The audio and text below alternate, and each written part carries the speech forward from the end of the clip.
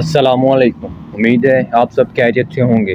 तो आज की इस वीडियो में मैं आपको बताने जा रहा हूँ के पुलिस के रिटन टेस्ट के हवाले से कि पेपर में क्या क्या आएगा और किस सब्जेक्ट से कितने MCQs आएंगे।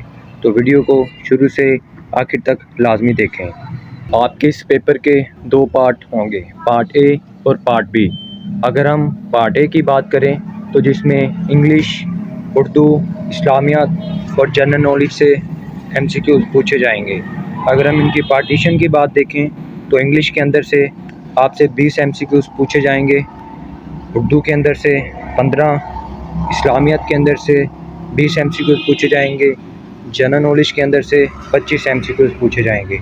जनरल नॉलेज के अंदर आपकी पाकिस्तान का मुताला भी शामिल है। अगर हम इस्लामियात की बात करें तो इस्लामियात के अंदर से 20 MCQs पूछे जाएंगे।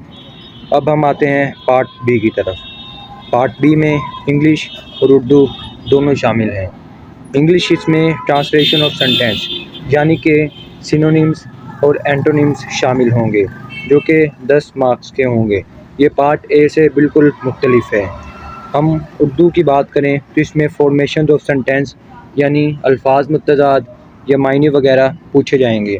ये भी 10 नंबर के आपसे पूछे जाएंगे। ये टोटल मिलाकर बनते हैं 100 मार्क्स। आपका सारा पेपर इन्हीं के अंदर से आएगा। अगर आप चाहते हैं कि मैं इनके रिलेटेड आपकी अच्छी तैयारी करवाऊं और आपका पेपर क्लियर हो, पास हो जाए, तो मुझे कमेंट में यस लिखें या अपनी कोई भी परेशानी बताएं। मैं इंशाल्लाह आपके पेपर के मुतालिक उसे हल करने की कोशिश करूँगा।